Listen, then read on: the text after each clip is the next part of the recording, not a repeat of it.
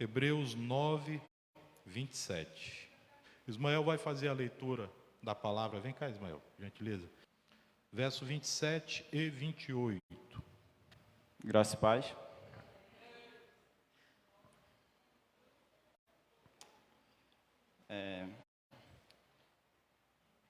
Da mesma forma como o homem está destinado a morrer uma só vez e depois disso enfrentar o juízo, assim também Cristo foi oferecido em sacrifício uma segunda vez, uma única vez, para tirar os pecados de muitos e aparecerá a segunda vez, não para tirar o pecado, porém para trazer salvação aos que o aguardam. Amém. O homem está destinado a morrer apenas uma vez.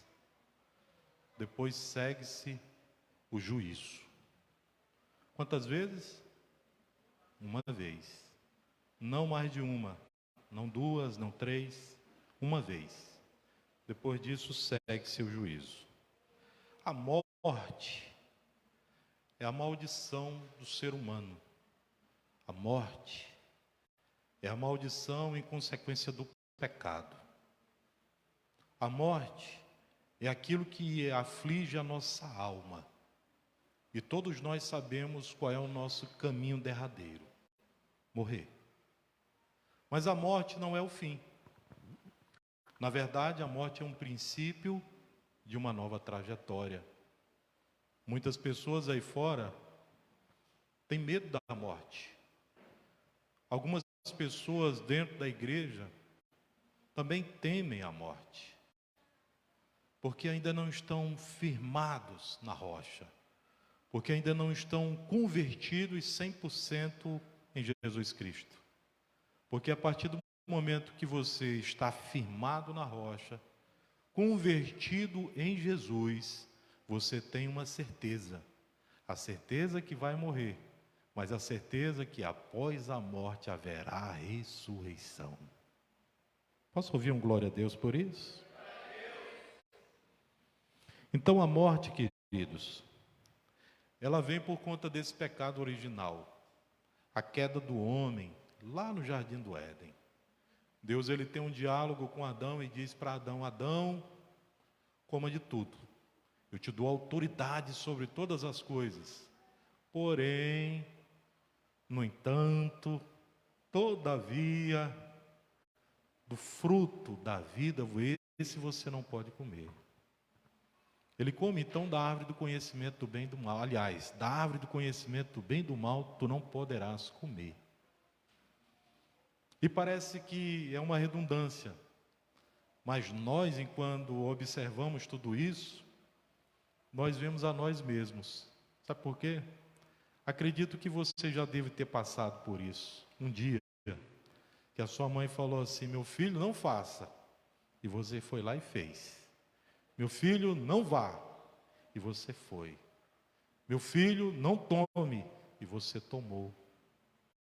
São tantas coisas, queridos, que nós nos assemelhamos a Adão, o primeiro homem, que é até meio triste para nós isso.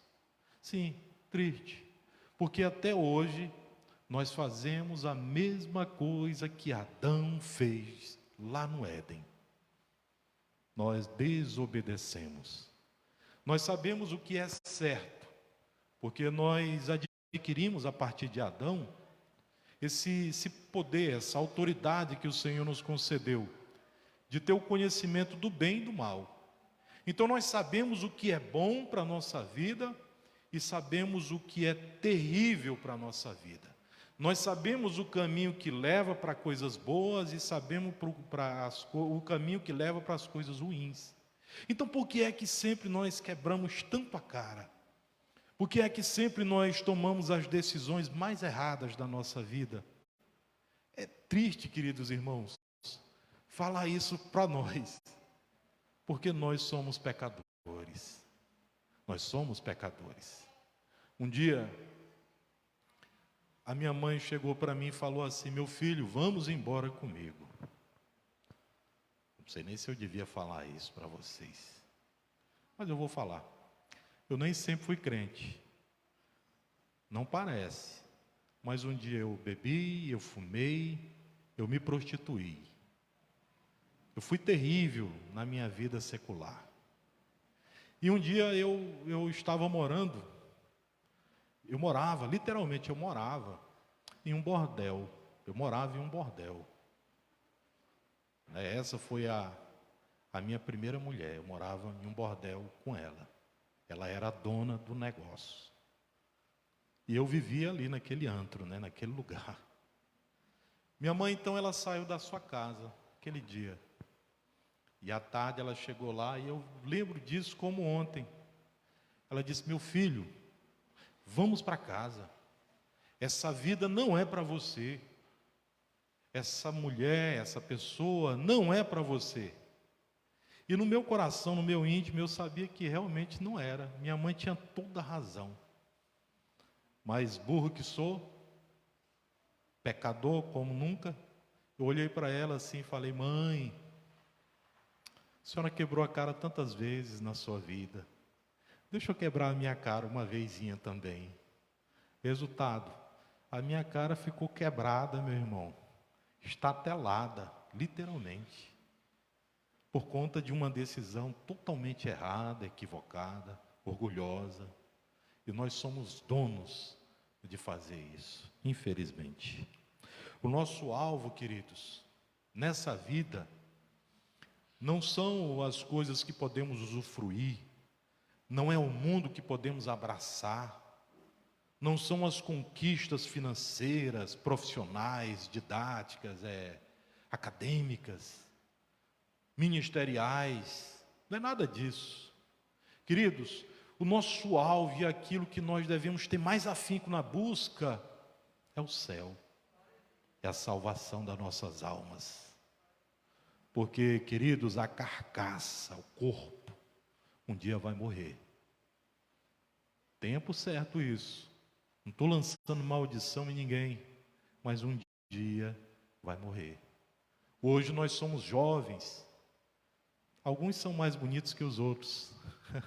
Mas hoje nós somos jovens, cheios de saúde. Não vou falar beleza não, porque eu posso constranger vocês com a minha beleza. Mas nós somos cheios de saúde hoje. Mas amanhã estaremos velhos. Amanhã a nossa carne vai estar mole. Os dentes podem cair. Aquilo que fazemos hoje, gostamos, amanhã podemos não fazer. Porque as nossas forças já não podem mais fazer aquilo. Então hoje nós temos o privilégio de termos vida e vida em abundância. De termos em nossa vida, meus irmãos, o poder do Espírito Santo em nós. E tudo isso faz com que nós busquemos as coisas do alto. Pode até parecer difícil buscar as coisas do alto, mas eu digo para você, é uma convicção. Não é fácil mesmo não, mas é uma convicção. Eu quero ir para o céu. E é essa convicção que vai fazer com que você não peque. É essa convicção que vai fazer com que você não minta.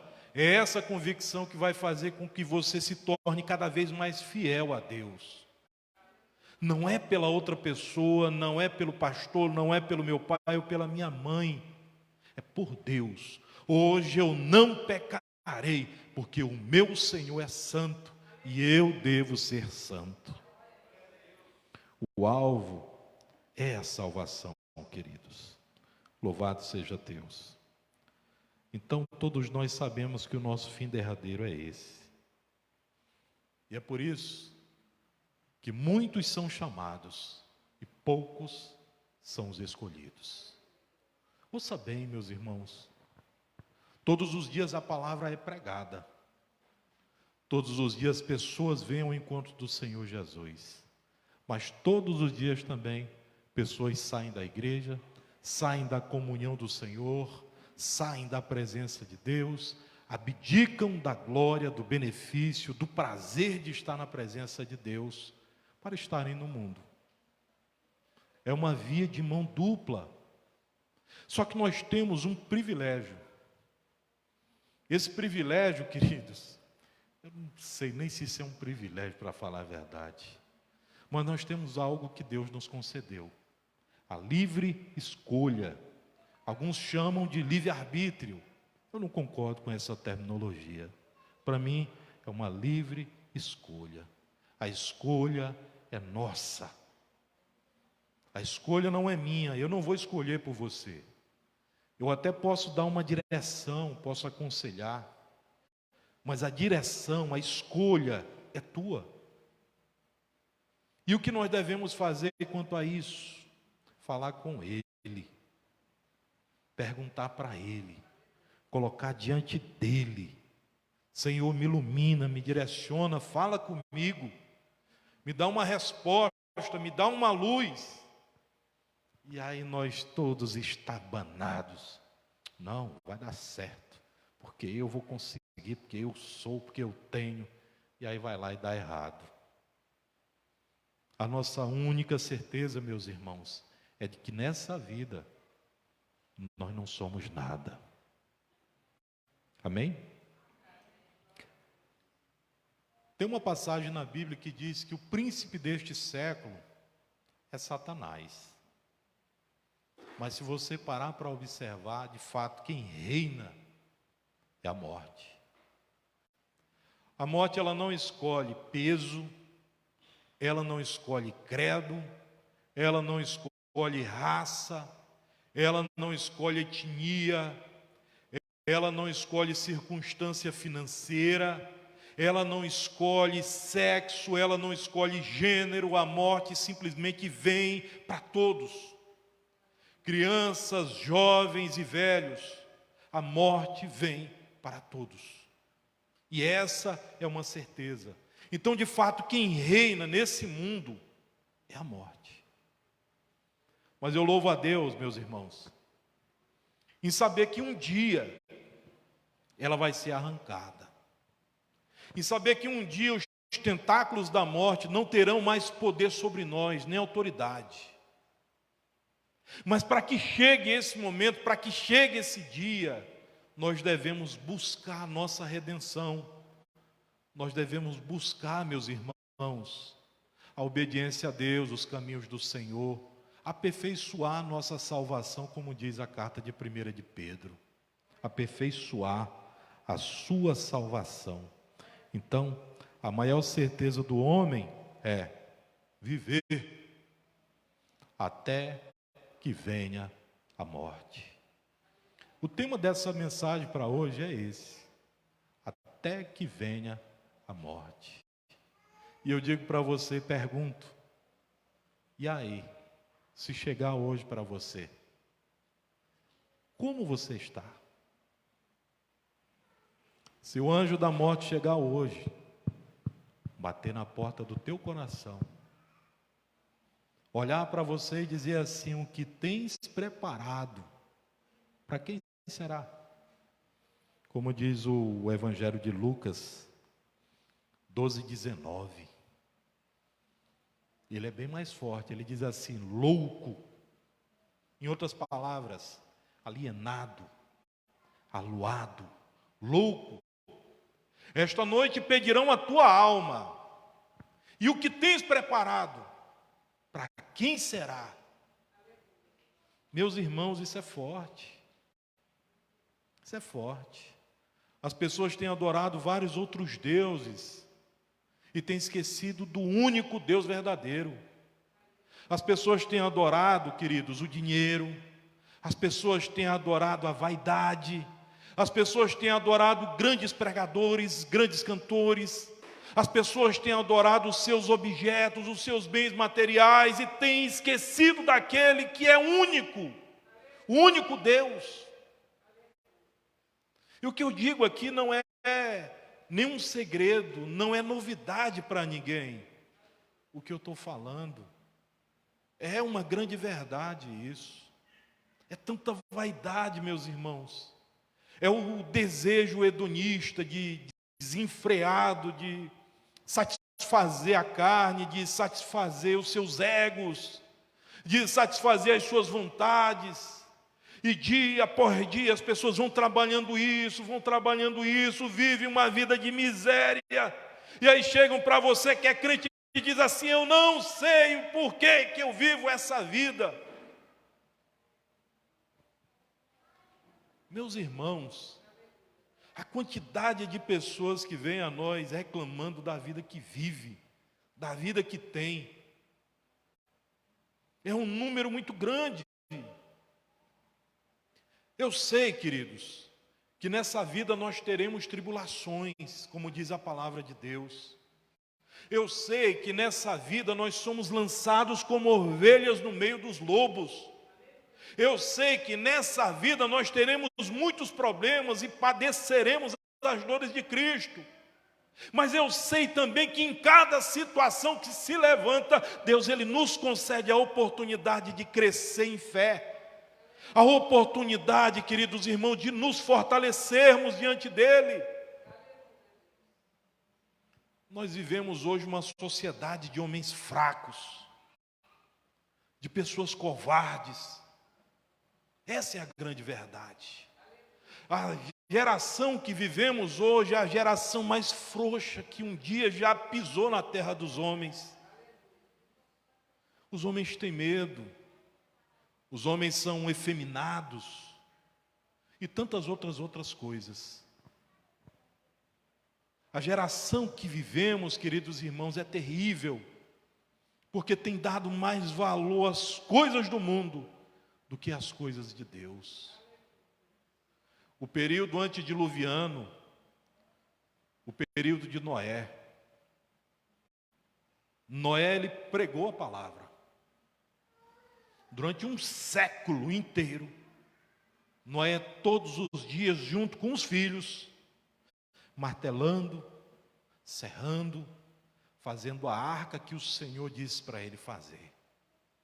E Deus disse para ele: Noé, faz a arca, porque vai cair um dilúvio. E Noé começou devagar, devagar e sempre. Agora imagine as pessoas ao redor de Noé. Esse homem deve estar louco. Se nem chove, o cara está fazendo um barco aqui. Esse homem está ficando louco. Ele disse que vai cair um dilúvio, mas passou 10 anos eu conheço ele e nada aconteceu. 50 anos eu conheço ele e nada aconteceu. 100 anos eu conheço ele e nada aconteceu. Se coloque na posição de Noé. Se coloque na pele de Noé. Agora observe uma coisa, os filhos, tudo jovem. Pai, e aí? O senhor disse que ia chover, cair água, até agora nada. O senhor tem certeza, pai? O senhor ouviu a voz de Deus? E ele firme: e eu ouvi a voz do Senhor. E ele fica, queridos, durante esse um século inteiro. Agora observe bem. Ele não perdeu os filhos para o mundo. Mas a palavra do Senhor diz que quando as gotas de água começaram a cair, Noé entrou para dentro da arca junto com a sua família. Seus filhos, suas noras, não se perderam. Noé conseguiu aquilo que é mais difícil hoje: a salvação da sua casa. Nós temos uma dificuldade com isso hoje, e não seria diferente, mas Noé conseguiu. Quando Noé entrou, a porta foi selada por fora, porque quem selou foi Deus. E um dia, eu lendo essa passagem, eu me perguntava: por que Deus selou a porta? Por que Deus não deu a chave para Noé? E a única conclusão plausível que eu encontrei foi que, na hora que chegassem as pessoas, agora observe bem, e pegassem as criancinhas pequenas, batendo na porta: Noé, abre a porta, salva meu filho. Noé, abre a porta, salva a minha mãe. Eu tenho certeza que Noé iria abrir aquela porta. Porque eu sei, queridos, que você também abriria, eu também abriria. Deus, ele sabe do coração das pessoas, ele conhece. E ele conhecia o coração de Noé. Se a chave estivesse na mão de Noé, Noé teria abrido aquela porta. E aí o propósito de Deus teria caído por terra. Porque Deus faz assim. Então, meus irmãos, observando a palavra, nós entendemos que a morte é um estado. Segundo o comentário do Champlin, na época de Jesus, os judeus acreditavam na reencarnação. Reencarnação é quando a pessoa morre e reencarna em uma outra forma ou em uma pessoa. E assim ela vive um ciclo. Vai depender da vida que tinha. E isso vai passando. Então, tanto os fariseus quanto os essênios, naquele período, criam dessa forma. No entanto, quando Jesus Cristo ele se apresenta ao cenário bíblico, Jesus ele diz assim: eu vou morrer. Mas no texto que Jesus encarnou, ele não reencarnou. Jesus ressuscitou. E ressuscitado, foi aos céus, como diz o livro de Atos, capítulo 1, verso 9. Ele foi aos céus. Então, meus irmãos, essa reencarnação, de qual eles falam, é simplesmente uma utopia, para dar descrédito à morte, para tentar maquiar qual é de fato o grande produto da morte. A morte é a morte do corpo, a morte é tirar o receptáculo, é tirar o templo, a morada do Espírito Santo, a carcaça, o corpo. Então o autor aos Hebreus, ele se refere exatamente à morte do corpo, quando ele se escreve esse verso 27 e 28. Ele está tratando literalmente da morte do corpo. E é interessante que a gente vem matando o nosso corpo de diversas formas. E eu não tô me eximindo disso aí não, porque até hoje eu gosto demais de uma coquinha. Não estou me eximindo não, meus irmãos, pelo amor de Deus. Não estou me eximindo disso. Gosto de um sorvetezinho. Rapaz, enfim. Não vou dar muito spoiler não. Mas o fato, meus irmãos, é que todo dia nós percebemos que estamos matando um pouco o nosso corpo. Nós matamos o nosso corpo com aquilo que ingerimos. Matamos o nosso corpo com a falta de sono. Matamos o nosso corpo com estresse. Matamos o nosso corpo fazendo coisas que nós não deveríamos fazer. Matamos o nosso corpo de diversas formas. E a pior de todas elas, matamos o nosso corpo com a prostituição, com a fornicação, com as drogas, com tantas outras coisas. Isso é o homem. Isso é o homem. O ser humano, ele tem trabalhado dessa forma. E isso é triste, queridos. Porque o nosso corpo é o templo e morada do Espírito Santo. Como diz Paulo, lá em 1 Coríntios 6,19. Templo e morada do Espírito Santo. Nós estamos aqui hoje. Amanhã esse corpo vai. Mas diz a palavra do Senhor que o Espírito volta para Deus que o deu. Quando ressuscitarmos, o Senhor vai dar um corpo novo para cada um de nós, para cada um daqueles que foram, para cada um daqueles que ainda vão. Essa é a grande verdade. Os que morreram em Cristo serão julgados. Os que morreram sem Cristo também serão julgados. Mas cadê o corpo desse povo? Aí é que está. O corpo morre, mas o espírito volta para Deus. Existem dois julgamentos principais, para a gente finalizar. Dois julgamentos principais. O primeiro deles é o tribunal de Cristo.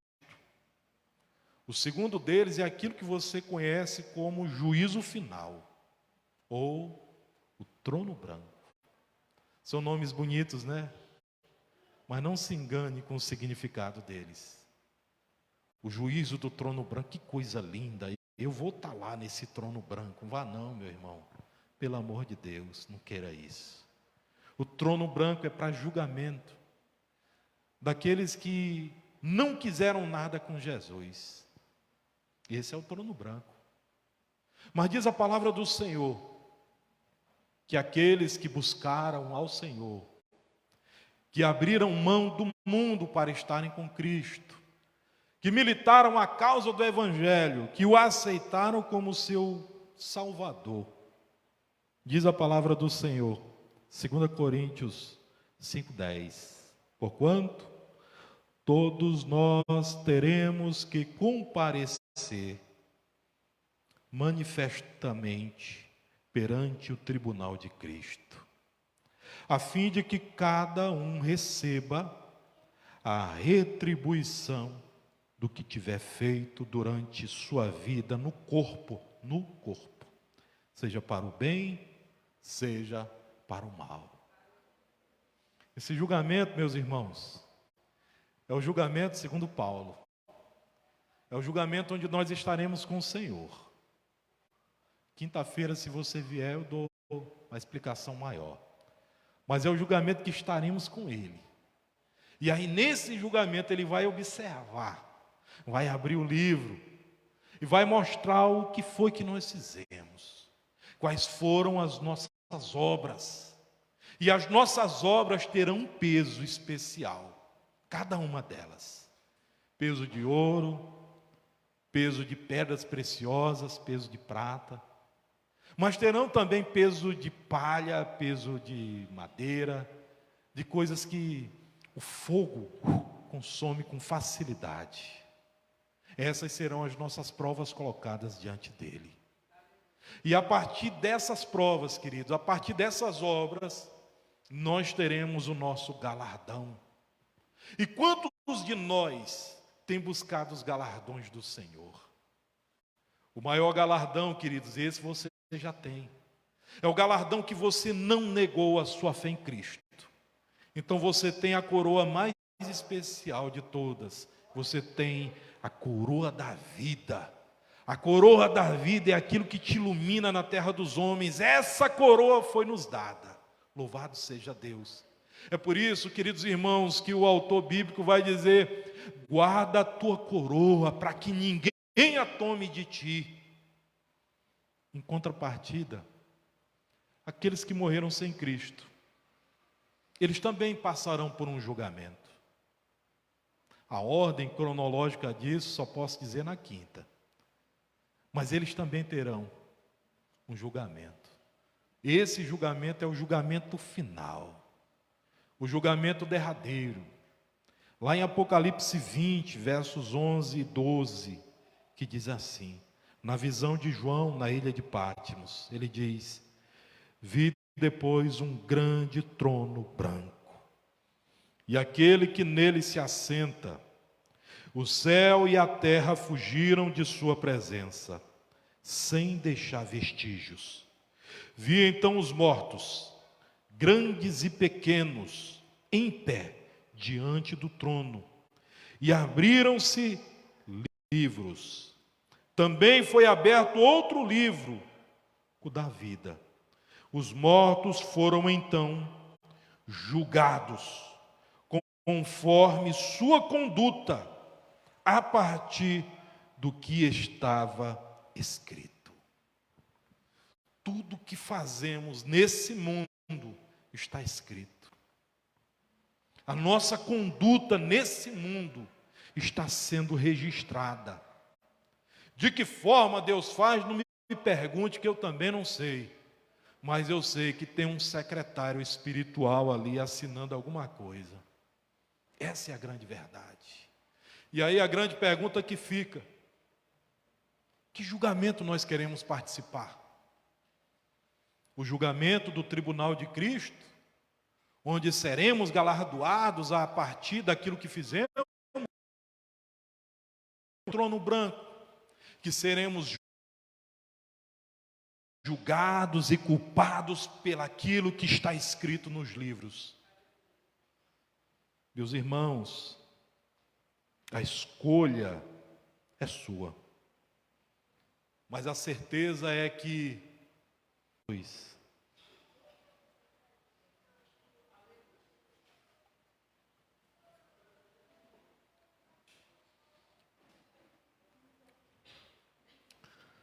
venham para cá para frente para a gente orar, todos juntos.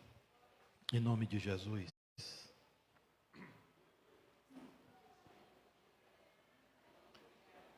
Vamos fazer uma reflexão a respeito da nossa vida e pedir a Deus nessa noite que Ele fale conosco, nos fortaleça, nos dê ânimo na caminhada. A vida é o nosso bem mais valioso. Então, enquanto estamos de pé, devemos fazer valer a pena a nossa existência. Faça valer a pena a sua existência. Faça valer a pena a causa do Evangelho no nosso meio. Louvado seja Deus. Feche seus olhos em nome de Jesus Cristo. Fale com Deus, comece a meditar com Ele. Abrir o teu coração para Ele. Aleluia, Senhor. Deus está aqui. Louvado seja Deus. Deus é maravilhoso. Aleluia. Aleluia. Deus está aqui, queridos. Fale com Ele. Não perca a oportunidade, em nome de falar com Ele nessa noite, pois Ele se faz presente. Grandioso Deus. Aleluias. Oh Senhor, faça uma reflexão nessa noite.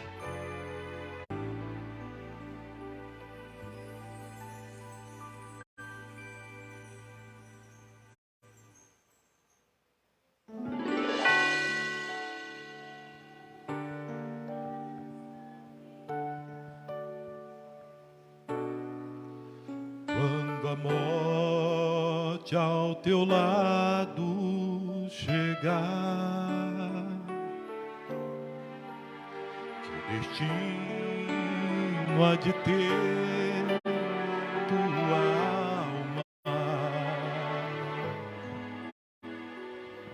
Será no futuro teu lar, meu amigo, de tu tens a escolha, vida ou morte, qual vais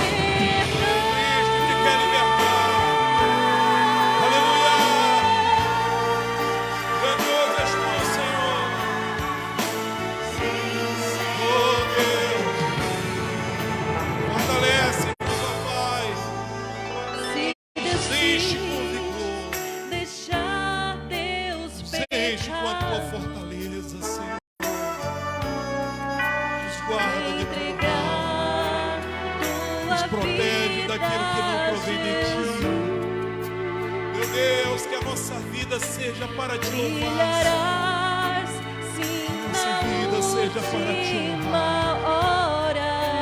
Possamos ser fiéis a ti, Senhor, Um caminho até o último dia de nossa vida, Pai. brilhante de luz. Oh, aleluia! Meu amigo, hoje tu tens a escolha. Vida ou morte, qual vais aceitar? Amanhã pode ser muito tarde. Hoje Cristo te quer libertar. Hoje Cristo te quer libertar. Aleluia, Senhor. Glória a Deus. Segura no teu peito agora, em nome de Jesus. Coloca a mão no peito. Aleluia. Feche seus olhos. Oh Deus, maravilhoso. Abençoa, Pai, os teus servos aqui nessa noite. Meu Pai querido, que eles sejam firmes em dizer não para as coisas do mundo. Que eles tenham convicção dos altos céus. Que nessa vida, meu Pai querido, o que mais vale a pena é te servir. Que eles tenham a certeza, bendito Deus, que nesse mundo de tribulações, meu Pai, nós estamos como peregrinos na terra, porque a nossa morada final é os altos céus, Senhor. Que possamos viver essa convicção na nossa vida e termos as nossas vestes renovadas pelo sangue do Cordeiro que foi derramado na cruz do Calvário. Abençoa o teu povo, Senhor, fortalece seus caminhos, ilumina os seus passos, para que o teu nome seja glorificado pela vida de cada um deles, em nome de Jesus. Aplauda ao Senhor bem forte, glória a Deus, aleluia. Amém, meus irmãos. Digo para vocês, viva bem a sua vida, até que a morte venha. Que a graça do nosso Senhor Jesus Cristo, o amor de Deus nosso Pai, a comunhão e a consolação do Espírito Santo seja na vida de cada um de vocês. E os que vão morar no céu dizem: amém. Aleluia! Aplauda ao Senhor. Abrace o seu irmão, profetize uma semana de bênção, de vitórias, de maravilhas na vida dele, em nome de Jesus. Aleluia, Senhor.